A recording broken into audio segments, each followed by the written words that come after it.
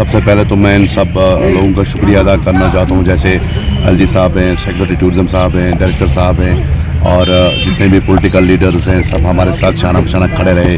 Director साहब और secretary साहब ने पर्सनल इंटरवेंशन करके इस ऑर्डर पे काम किया, क्योंकि जो 2 महीने तक हमारी एजुकेशन यहाँ पे चली, 2 महीने के बाद इस पर थोड़ा सा काम हुआ। लेकिन मुझे एक बात इस ऑर्डर में समझ नहीं आ रही कि ये अनक्लियर माइंड से किया गया है, क्योंकि पहले इन्होंने एक इस पे बात मेंशन किया है फॉर अपकमिंग सीज़न।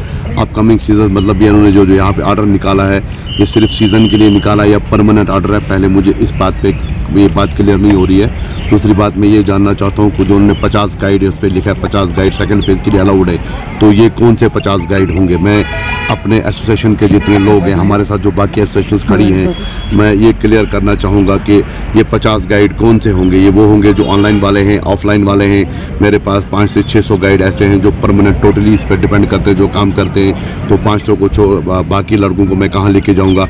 ये एक और नए तरीके की एक जो यहाँ पे एसोसिएशन से एक नई तरीके की जहाँ पे एक एजुकेशन स्टार्ट कर दी गई है, कंट्रोवर्सी स्टार्ट कर दी गई है। और मैं सबसे पहले ये बोलना चाहूँगा कि इस ऑर्डर को लेके फ़िलहाल हमारे जो एक अभी अर्जेंट मीटिंग हुई, कल शाम को ये ऑर्डर आया, हम इस पर मीटिंग नहीं कर पाए। अभी मॉर्निंग में जो मीटिंग हुई, इस मीटिंग में हमने यही डिसाइड किया कि हमें ये ऑर्डर फ़िलहाल के लिए एक्सेप्ट नहीं है।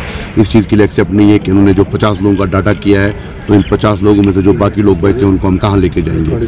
दूसरी बात यह है कि हम पर्सनल रिक्वेस्ट कर सकते हैं लोगों से, डायरेक्टर साहब से, सेक्रेटरी साहब से एक रिक्वेस्ट कर रहे हैं कि इस जो 27 सितंबर का निकला हुआ ऑर्डर आज आपने मॉडिफाई किया, 21 नवंबर को मॉडिफाई किया, इतने लंबे अरसे के बाद फिर भी हम आपके शुक्रगुजार हैं। लेकिन 21 नवंबर के ऑर्डर को फिर दोबारा मॉडिफाई किया जाए, इस पर नज़रसानी की जाए, इस पर देखा जाए कि अगर 50 लोगों को आप रोज़गार दे रहे हो तो बाकी के लोगों को आपका रोज़गार उनका रोज़गार कहाँ है?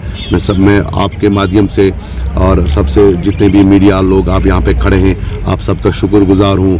मैं पॉलिटिकल लीडर्स, वर्कर्स का, सोशल एक्टिविस्ट का, सोशल लीडर्स का सबका शुक्रगुजार हूँ जो अभी तक हमारे शाना बशाना खड़े रहे, हमारे साथ खड़े रहे। फ़िलहाल आज हमने ये स्टेप लिया है हमारी एसोसिएशन ने मिलके, और ये बात क्लियर है कि ऑर्डर सिर्फ गाइड एसोसिएशन के लिए ही निकाला गया। बाकी जो एसोसिएशन हैं उनके बारे में कोई ऑर्डर ऐसा सामने नहीं आया है। हम उनके साथ शाना बशाना खड़े हैं। डिमांड तो हम नहीं कर सकते, हम सिर्फ रिक्वेस्ट कर सकते हैं उनसे। हम रिक्वेस्ट कर रहे हैं कि इस पर नज़रसानी की जाए। अगर गुलमर्ग में 400 या 500 गाइड परमानेंट इस पर काम करते हैं जो टोटल होली एंड सोली इस पर डिपेंड है, अगर आप 50 को अलाउड कर रहे हो तो 450 या 550 का जो डाटा उनको लेके हम कहाँ जाएंगे?